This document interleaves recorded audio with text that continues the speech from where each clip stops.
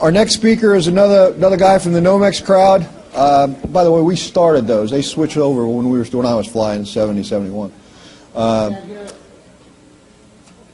Major Scott Fredericks from the 310th Fighter Squadron. They're flying F-16s in the FAC role. So we've gone from Piper Cubs through Warthogs to F-16s.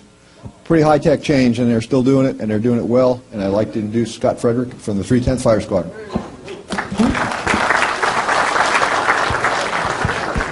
First of all, I'd like to thank those of you that were out at Luke a while ago and kind of got the 310th, which is the F-16 FAC-A community, kind of the schoolhouse, gave us some essay on this organization and what was going on, because it is a treat for us to be here and to listen to some of the stuff that you guys have done that paved the road that we get to travel down now. So with that, I'm humbled to be able to talk to you guys.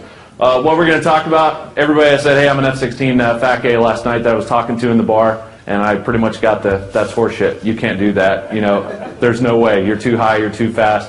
Well, somehow we make do, and I'm going to tell you how we do that. That's who I am. I'm the number 2 guy in the 310th out there, the ops officer, DO as we're calling it now. And the only time in my career so far it's been good to be the number 2 guy, because the boss couldn't come out here, so I got to come in his place. So usually it's more paperwork and he gets to go do the fun stuff. We operate in a business of I need it close, but sometimes we get a little too close.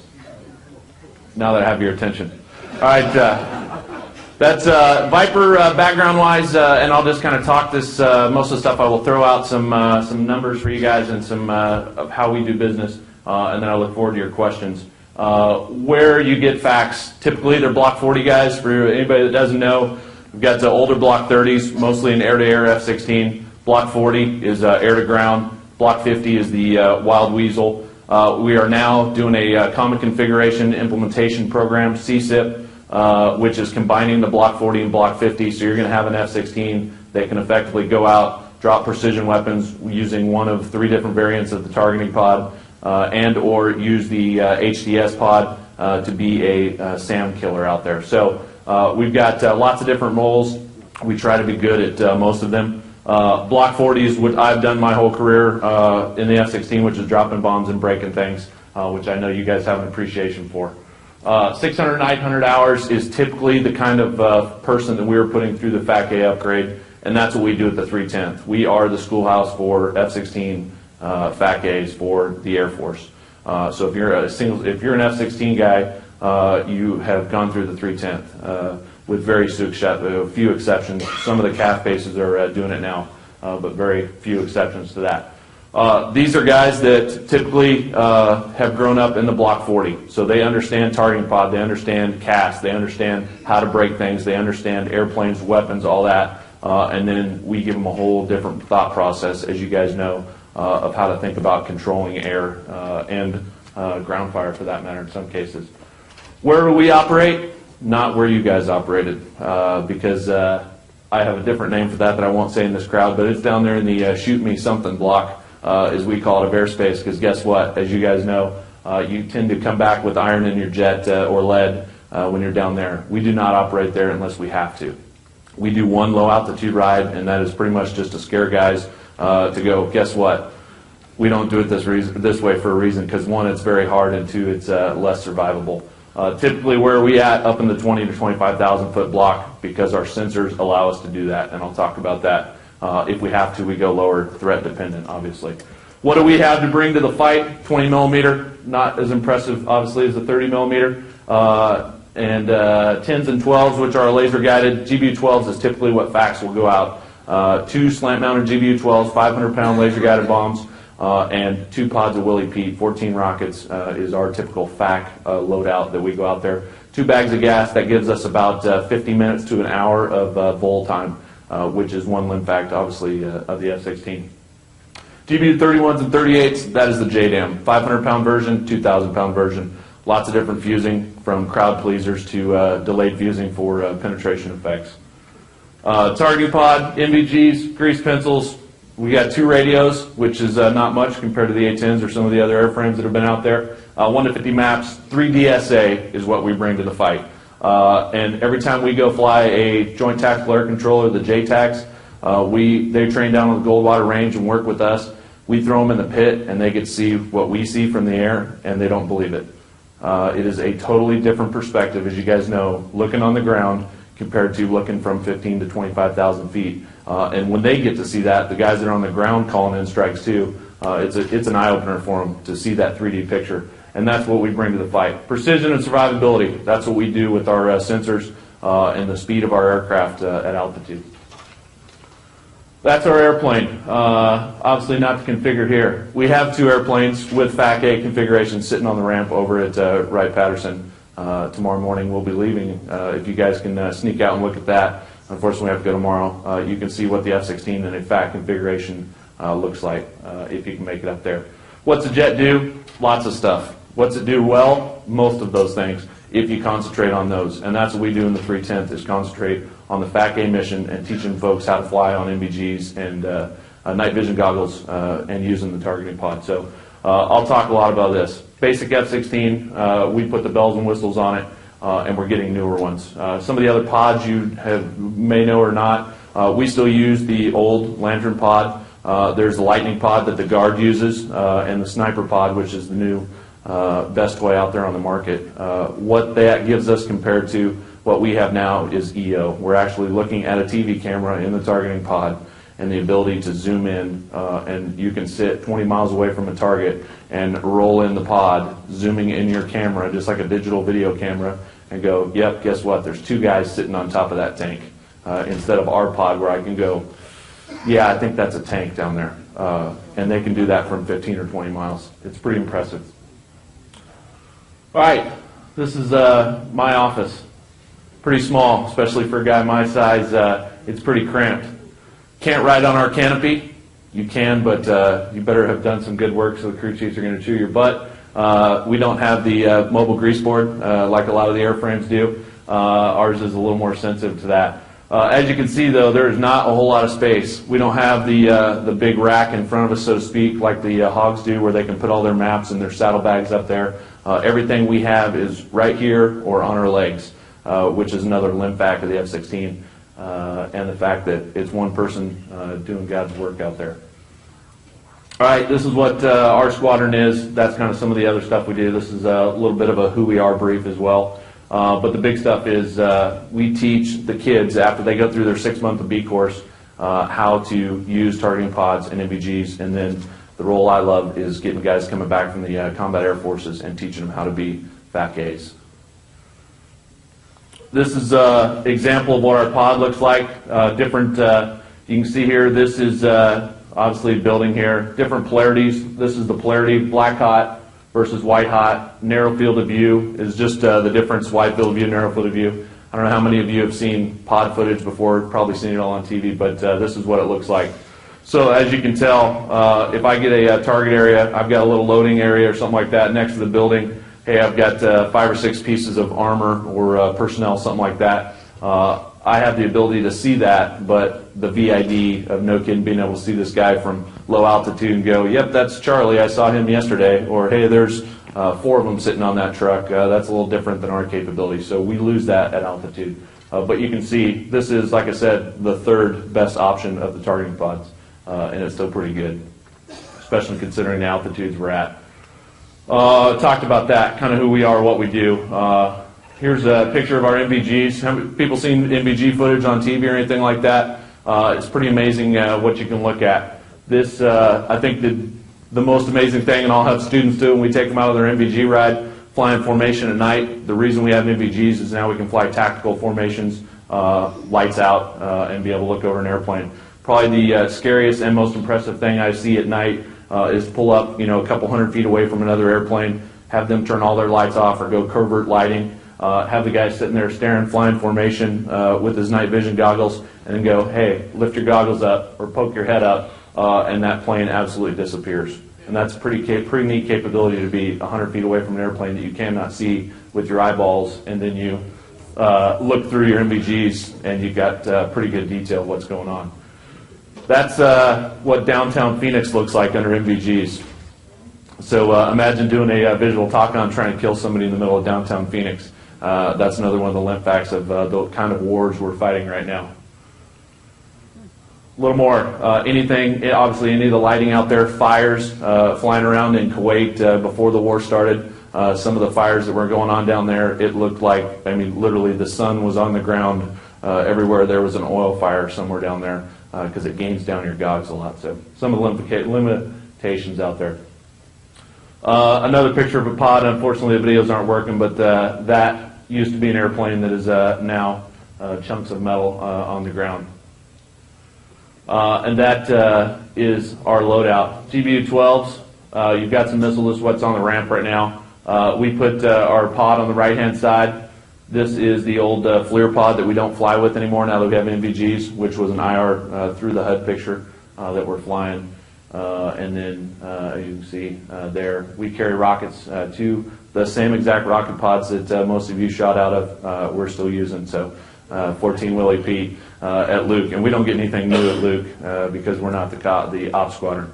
I'm going to get in on a couple tangents now. One thing I asked them and they didn't know about it. Telling some guys last night why the value, and you guys know this, but here's a more modern story. The value of a FAC-A. In Afghanistan when that was going on, one of the issues up on the whale, multiple different valleys that we've got JTACs, good guys, multiple different nationalities, different valleys, zero line of sight for the high terrain. So JTAC 1 in valley over here cannot talk to JTAC 2 in valley here, or valley 3, or valley 4, or valley 5. And guess what? The bad guys don't care. They're coming at them. So what happens? There's mass confusion with the air assets, the guys on the ground, and people are not making smart decisions because they're getting ready to employ ordnance over there because JTAC 1 is aware of these positions, but he doesn't know where JTAC 3 and 4 and their people are. So you got a high probability of fratricide. What happens? A shit-hot story, I don't know her name or all the details, but I'll give you what's past word of mouth. Female A-10 pilot rolls into theater, and there, like I said, multiple different valleys and confusion going on. She's FAC-A qualified, as most A-10 pilots are, and pretty much hears all the confusion on the radio and goes, stop, boom, I'm now in charge, and pretty much throws down, I'm the FAC-A, and this is my AO, shut up. And she went around the room, so to speak, tell me what you got, what's your biggest issue, are people dying? Okay, get back to you. Same thing, went through the whole valley, and effectively, as a good FAC would do, prioritized who's dying right now, who needs the most help, what weapons do I have, what airplanes do I have, what can I do with it, and she started wailing away on different valleys and using the air the best she could.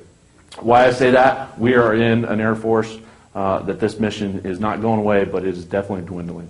The UAV thing I'll talk about in a minute. I think the thing that we teach, the most important thing we teach FAC-As is obviously to have that capability in the squadron. Whether or not they are on an ATO task to go out and be a FAC-A, that their knowledge and their SA is in that squadron. So now you've got a room full of 24-year-old young flyers out there, and you've got a couple guys that are FACs, and maybe they haven't seen it, but they've been trained. Maybe they've done it and NOSHA got the experience. But now you have somebody who at least understands the concept, and when bad things start happening, you're going to have people who can step up to the plate. If we stop training people in the FAC-A role, that's going to go away. Fast forward to the UAV discussion. They are currently rewriting some of our doctrine, and the UAV community is pushing forward to put control instead of coordination in the UAV. Pretty much their operandum of what they're going to be doing. So, i.e., a guy at Nellis Air Force Base controlling air in Afghanistan as a FAC from a UAV. No eyeballs on the target, just a sensor on the target. Little to very limited radio SA of what's going on around there. They may have, their video picture, but realize that is what, and I'm just getting off on Fester's opinion here, but that is what we are driving down when we start taking airplanes and pilots out of the equation. And that's coming. Whether that's reality and it's going to happen, just so you guys know, you can spit on the floor and say pooey just like the rest of us, but that's coming down the pipe for that. So, unfortunately, there you go. And I open it up. Questions is really what I want to get at for you guys. Sorry, some basic numbers that I said I'd throw at you. The F-16, what are we cruising around target area at? You guys heard last night most of the people talking, hey, I'm dusting off the treetops as I'm flying around. Well, we don't really do that. We are typically in a 5 to 7 mile orbit around the target area with a sensor, eyeballs on, either night vision goggles or the lightning pod. 300 to 400 knots in our circle there, either doing a diving delivery with our weapons or can just roll out and laze in the weapons from there. Where that becomes challenging, obviously, we do not have the quick turnaround re-attack option just from our turn circle and stuff like that. So obviously different ways of employing than a lot of you have seen in the past. Cool capabilities that we do have, though, that speed, the ability to hang up high and get away from most of the threats keeps us survivable in that role. So with that, questions on F-16 FAC-A? Go ahead, sir. Our night birds would fly out at 5,200. What does that thing weigh? The F-16, it'll go out to about 3,500 pounds or 35,000 pounds combat loaded. And typically we'll take off, find a tanker right before we're pushing into an AO, and then have about an hour worth of vol, and then come on back. So, yes, sir. What's the A in FAC-A for? Airborne. Yeah, we back airborne. Having the JTACs, and it sounded like there may be some confusion. The JTACs on the ground, and we train with those guys a lot down at the Goldwater Ranges. The Joint Tactical Air Control is something to think about. How much multi-service cooperation was there when you guys were doing this role in Vietnam? About that much? Not too bad. Okay, so fighters roll in, and Fighter Pilot 101 is sometimes translatable, but the way I say stuff is different than the way the Navy says stuff and the way the Marine Corps says stuff. The FAC-A community, the CAS community, is getting a lot better with that. Joint publications, they're out on the road now, where our comm is the same, so when a FAC is, or a fighter is saying XYZ, that means the same to a Marine guy or a Navy pilot or an Air Force pilot, so that's pretty good. The guys on the ground, the JTACs, are full-up controllers, and effectively we work for them. I don't know if that's the way it was a while ago, but we are an extension of the JTAC on the ground as the airborne FAC, and we all work for the ground commander as the supported commander in nowadays warfare. So, yes, sir. What's the latest on one agency controlling all the other? It's typically that's the way it's going to run. For a CAS type scenario, it's typically going to be the Army commander on the ground, the ground force commander, and we are supporting them. Also a fuzzy line now. It used to be pretty clear of FLOT FIBA where the troops are, where the the FISL is, and the Army owns everything inside of that. The Air Force and other services, air interdiction-wise, own everything outside of that.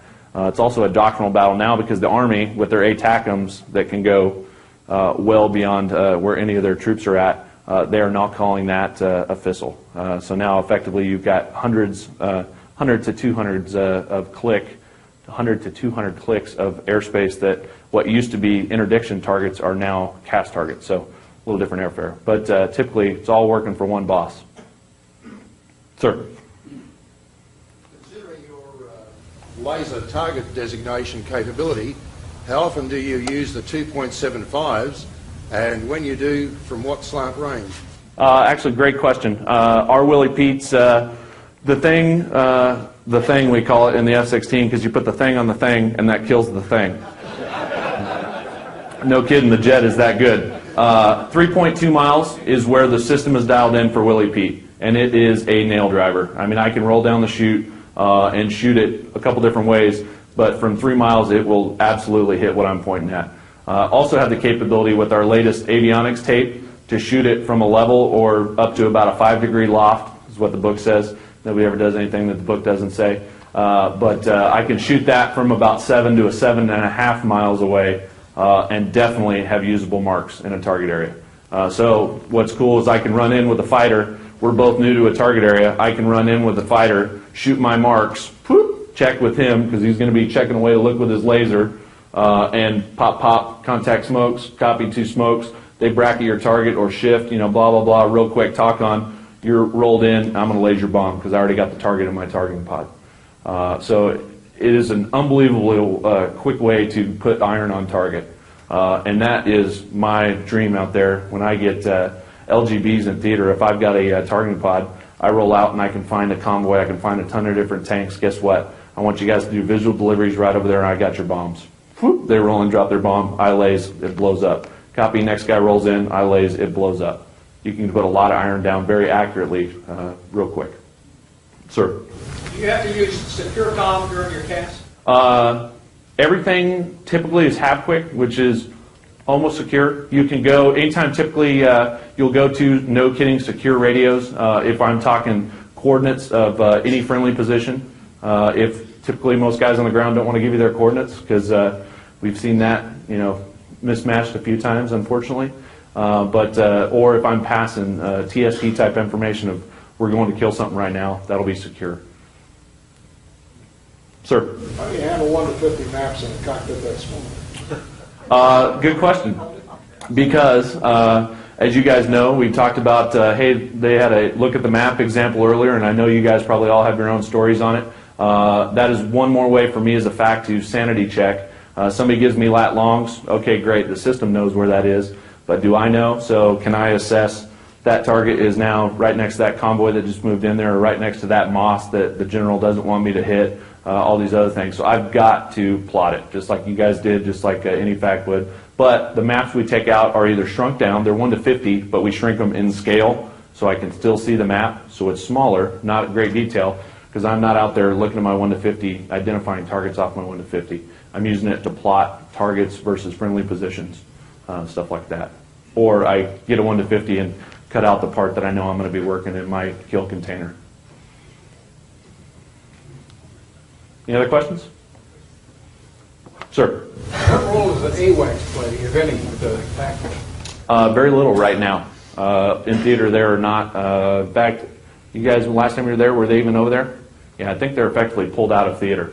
Current train right now, if it's an Air Force kill chain going on, you've got the AWACS that you'll be talking to. Then you'll be talking to the ASOC, which all the targets info and friendly movement's going to go through them. All the fighters and the facts check in with them, and they're pretty much the update steer point, or the update point that the ABCCC used to be, kind of the comm link and all that. AWACS is just a node. They can pass that type of information, but right now they're not in theater, so it's the guys on the ground and the fighters keeping track of it themselves. Another good capability, obviously they've got the ground movement and what you can see going on over there, and they can provide a lot of that target essay, or at least movement essay. Typically what that is now, hey, we can see movement, and I need somebody to go investigate it with a sensor or an eyeball, the best sensor. Sir? Doesn't the 300 to 400 knots that you're at quite a bit below cornering, does that give up a lot of your evasion if you're being targeted? Or It's actually, that keeps us in pretty comfortable, a very survivable airspeed there. Plus 300 at altitude. The reason at altitude, if I'm down low, I'm going to be 400, 450, if not faster. So I've got the capability. At altitude, the reason I'm at altitude and the reason we have all these great pods and everything is obviously I stiff arm a majority of those threats. But yes, that is an issue, and that's one thing that you see screwed up quite a bit because you get the moth to the flame effect. Circle keeps getting tighter, the G's keep increasing, and now you're the FAC out there at 220 knots, which I know is a relative term, but that's not a good place to be for us. Anybody else? Thanks again for your guys' stories. Thank you. You bet.